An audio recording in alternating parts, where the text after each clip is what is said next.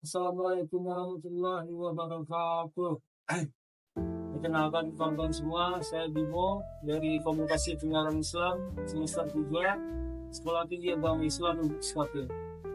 Oke, yang pertama sekali saya ingin mengucapkan rasa syukur kehadirat Allah Subhanahu wa taala yang masih memberikan rahmat serta karunia yang dia saat ini, sehingga saya dapat membuat berkreativitas itu menciptakan sebuah video dalam misi penyelesaian tugas evaluasi akhir semester 3. Dan kawan-kawan, tanpa memperpanjang mukadimah, langsung saja kita masuk ke dalam topik pembahasan tentang mata kuliah Islam dan ilmu pengetahuan. Di sini saya akan coba untuk membahas tentang penolakan atau penentangan analisis saya terhadap dikotomi antara Islam dan ilmu pengetahuan. Berarti kalau kita tarik secara garis besarnya, secara dua wadah yang berbeda, dikotomi yang terjadi antara Islam dan ilmu pengetahuan itu adalah seperti pertentangan antara idealisme dan materialisme. Dan dimana secara logika banyak masyarakat awam yang menganggap bahwa Islam dan ilmu pengetahuan atau sains tidak bisa disatukan dalam wadah yang sama. Namun sebagai mahasiswa yang berpikir analitis dan kritis, saya menentang pernyataan itu. Saya menentang adanya dikotomi antara Islam dan ilmu pengetahuan. Kita mulai saja dulu dari yang pertama. Bagaimana cara kita secara logika, secara rasional untuk memikirkan keberadaan Tuhan. Kita mulai dari yang pertama. Kita sebagai makhluk manusia, kita sebagai manusia tidak lepas dari sifat nisbi atau sifat keterbatasan, yang dimana memang secara kalau kita secara akal sehat kita sulit untuk menemukan sebuah kebenaran yang sifatnya itu metafisika atau tidak dapat dijamah oleh panca indera kita. Tetapi untuk membuktikan kebenaran, saya akan mencoba menjabarkan ini secara perlahan dan satu persatu. Kita mulai dari sifat nisbi kita sebagai manusia. Dari sifat nisbi itu tidak bisa dikatakan tidak bahwa dengan konsekuensi adanya nisbi itu kita menjadi makhluk yang bergantung atau makhluk yang berharap. Ketika kita berharap, tentulah kita membutuhkan sebuah tempat bergantung atau tempat berharap. Di mana kita mencari tempat berharap itu? Di mana kita mencari kebenaran mutlak akan sesuatu tempat bergantungnya manusia. Itu dalam ajaran Islam kita mengenal dengan sebutan agama, dengan sebutan Islam rahmatan alamin, dengan sebutan Allah Subhanahu wa taala tempat bergantungnya seluruh harap dan doa. Namun disinilah inti poinnya. Peran rasional, peran akal sehat untuk bisa menjawab pernyataan-pernyataan dari kaum ateisme yang mendikotomikan antara Islam dan sains tentang tempat bergantung harapan kita. Yaitu apa? Yaitu adalah Tuhan seluruh alam semesta, Allah Subhanahu wa taala. Bagaimana cara kita untuk membuktikan bahwa Allah ini adalah sebuah kebenaran yang mutlak? Sebab apa? Sebab mengapa kita harus membuktikan bahwa Islam, Allah, dan segala macam ilmunya adalah sebuah kebenaran mutlak? Sebab kaum ateis mereka sangat mengagung-agungkan pemikiran dialektika Hegel dan menyatakan bahwasanya Hegel pernah menyatakan untuk mencapai sebuah kebenaran bukanlah antara hitam dan putih saja, namun juga antara tesis dan berhubungan dengan antitesis lalu melahirkan sintesis.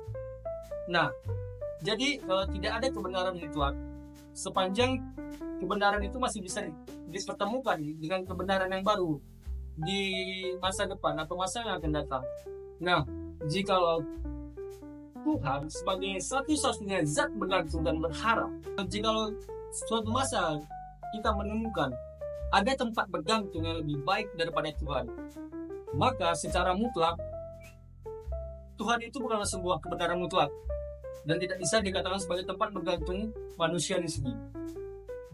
Tidak seperti itu. Kita akan membuktikan bahwasanya Islam rahmatan lil alamin adalah sebuah kebenaran mutlak yang tidak bisa dibantah lagi hingga sampai kapanpun, hingga hari kiamat. Nah, dari sebuah kebenaran agama Islam, Allah, Rasul, Al-Quran, hadis, dan segala macamnya. Bagaimana cara kita membuktikan bahwa Islam adalah sebuah kebenaran mutlak? Kita mulai dari tentang bagaimana Tuhan memberikan reseptoris kebenaran kepada manusia.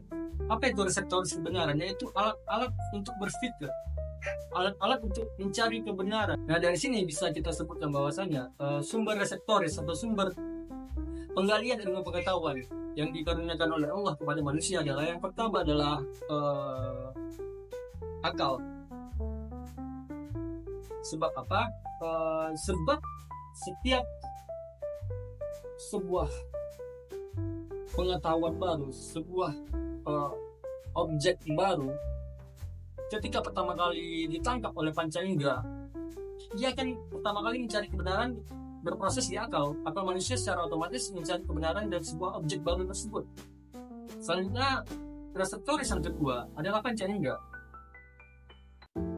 Dan reseptoris yang ketiga adalah hati nurani. Materialis hanya berfokus pada dua reseptor, antara logika dan panca indera. Kaum materialis tidak menggunakan hati nurani sebagai pusat pencarian kebenaran, sebuah kebenaran. Sehingga apa? Sehingga kaum materialis ini, kebenarannya itu selalu bisa berubah-ubah sepanjang masa. Tergantung mereka menemukan sebuah dalil baru, atau sebuah bukti baru yang bisa membantah kebenaran mereka di saat ini. Contoh, kita ambil kisah hidup perjalanan seorang Nietzsche, yang dimana Nietzsche menggali sebuah kebenaran itu hanya menggunakan akal dan panca indera. Sehingga akhirnya apa? Sehingga akhirnya Nietzsche itu skeptis dan tidak percaya sama sekali dengan kebenaran. Itu tertulis di bukunya The Guide of Science. Kawan-kawan boleh cek sendiri. Dan dari ketiga alat ilmu pengetahuan itu, kita bisa membuktikan bahwa Islam adalah sebuah kebenaran mutlak. Oke, kita masuk ke pembahasan dan dalil-dalil logika, dalil-dalil rasional. Yang pertama kali, syarat untuk memasuki Islam adalah meniadakan seluruh Tuhan-Tuhan yang ada di muka bumi ini. Maka daripada itu, orang ateis itu saya sebutnya dengan setengah muslim, karena mereka tidak percaya Tuhan. Hanya saja mereka kekurangan hati nurani. Hanya saja mereka tidak memakai reseptoris keimanan dan hati nurani mereka untuk mencari kebenaran. Mereka hanya berfokus pada materialis. Oke. Syarat yang pertama untuk masuk Islam adalah membaca dua kalimat syahadat. Bagaimana kita meyakini dengan akal, pikiran, dan perbuatan bahwa tiada Tuhan selain Allah.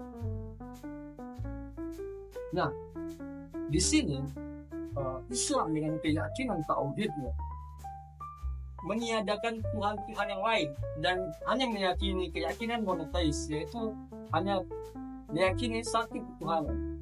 Mengapa seperti itu? Jikalau kita menggunakan secara rasional, secara akal sehat kita, tidak perlu kita mengambil contoh banyaknya Tuhan. Kita ambil contoh saja dari perebutan kekuasaan. Jikalau di satu daerah itu memiliki banyak raja atau banyak pemimpin, maka niscaya akan terjadi perebutan kekuasaan dan tidak akan pernah terjadi kedamaian. Sebab sifat dari seorang pemimpin adalah menguasai. Nah, bayangkan kawan-kawan, jikalau Tuhan itu ada banyak, apa yang akan terjadi di dunia ini? Bukankah Tuhan satu ingin terlihat hebat di depan Tuhan yang lainnya? Bukankah Tuhan satu ingin menguasai kekuasaan harta dan kekayaan dari Tuhan lainnya? Bukankah Tuhan yang satu ingin menguasai hamba-hamba dari Tuhan yang lainnya? Itu yang pertama. Dalil yang kedua, sebagai umat Islam, kita mempunyai nabi bagi seluruh umat.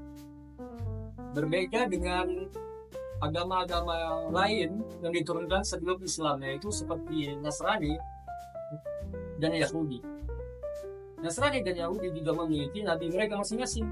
Hanya saja nabi-nabi itu seperti Isa dan Musa hanya diturunkan untuk kaum mereka. Berbeda dengan Nabi Muhammad. Nabi Muhammad diturunkan adalah untuk seluruh umat manusia. Dengan apa? Dengan diwahyukannya Al-Quran. Bagaimana cara kita meyakini bahwa bahwa Al-Quran adalah sebuah kebenaran? Sebelumnya saya juga ingin membahas tentang topik syarat pertama untuk jadi Islam, yaitu membaca 2 kalimat syahadat. Asyhadu an la ilaha illallah, yang berarti mengadakan Tuhan selain Allah, dan yang kedua wa asyhadu anna Muhammadar Rasulullah, aku bersaksi bahwa Nabi Muhammad adalah utusan Allah. Nah, bagaimana cara kita bersaksi? Bagaimana cara kita bersaksi bahwa Nabi Muhammad adalah utusan Allah sementara kita hidup tidak di zaman Nabi Muhammad dan kita tidak menyaksikan pembaikatan terhadap Nabi Muhammad sebagai Nabi?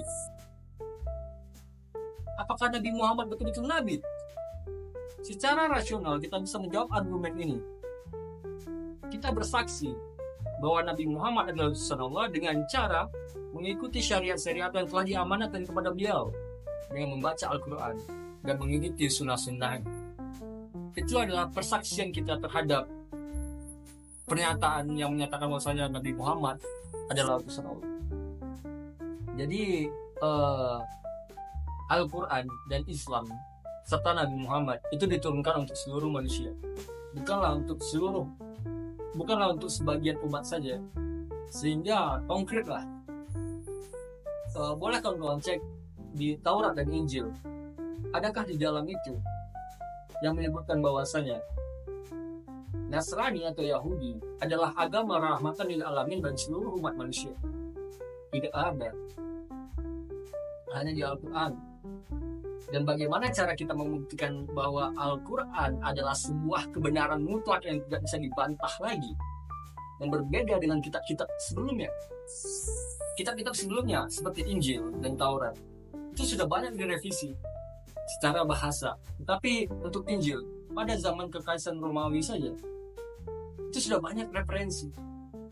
Dan kaum Nasrani juga terpecah dan terjadi dualisme di tubuh Nasrani, yang dimana melahirkan ajaran Protestan dan Katolik. Sehingga setiap aliran ini mempunyai kitabnya masing-masing dengan bahasanya masing-masing. Kita bisa melihat bahwa bahasa yang tertulis di dalam Injil yang ada di Indonesia berbeda dengan Injil yang ada di Amerika, juga berbeda dengan Injil yang ada di Prancis, Mesir, atau lain sebagainya. Dari sini kita bisa meragukan keoriginalitasan atau keoriginalan dari kitab Injil ataupun Taurat. Hingga sampai detik ini, jika kita membahas tentang original, ketika kita membahas tentang keaslian dari kitab-kitab yang dibawakan oleh para nabi, makanya Al-Quran lah tidak berubah bahasanya. Selanjutnya,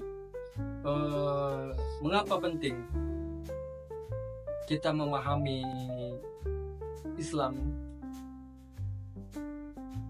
dan tidak mendikotomikannya dengan ilmu pengetahuan? Sebab apa? Jikalau kita mendikotomikan Islam dengan pengetahuan, sebuah kebenaran itu akan menjadi sebuah kebenaran bagi kita, dan sebuah kebenaran akan melahirkan sebuah kebiasaan. Sebuah kebiasaan akan melahirkan sebuah tata nilai. Sebuah tata nilai akan melahirkan sebuah kebudayaan, dan sebuah kebudayaan akan melahirkan sebuah peradaban. Bayangkan saja jikalau kita mendikotomikan antara Islam dan ilmu pengetahuan, peradaban yang macam apa yang akan dihadapi oleh umat Islam di depan hari ini? Apakah umat Islam selalu kalah di bidang ilmu pengetahuan? Ini tidak terjadi pada zaman Abbasiyah, yang dimana ketika itu Islam menjadi raja ilmu pengetahuan. Karena apa? Karena mereka tidak mendikotomikannya. Mereka meletakkan Islam di atas ilmu pengetahuan, dan mereka menjelaskan konsep-konsep Islam dengan penuh pengetahuan. Seperti Ibn Rus, Ibn Sina, Al-Khwarizmi, dan banyak lainnya. Itulah urgensi saya membawa video ini untuk menciptakan sebuah peradaban Islam yang membawa kita kembali kepada zaman kejayaan. Marilah kita untuk tidak mendikotomikan antara Islam dan ilmu pengetahuan. Sebab itu akan menjadi kebenaran bagi diri kita. Bayangkan saja, jika kita meyakini kebenaran bahwa Islam itu adalah rasional, kita akan melahirkan sebuah peradaban yang lebih maju daripada Barat.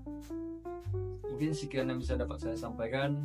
Banyak maaf. Wabillahi taufiq wal hidayah. Wassalamualaikum warahmatullahi wabarakatuh.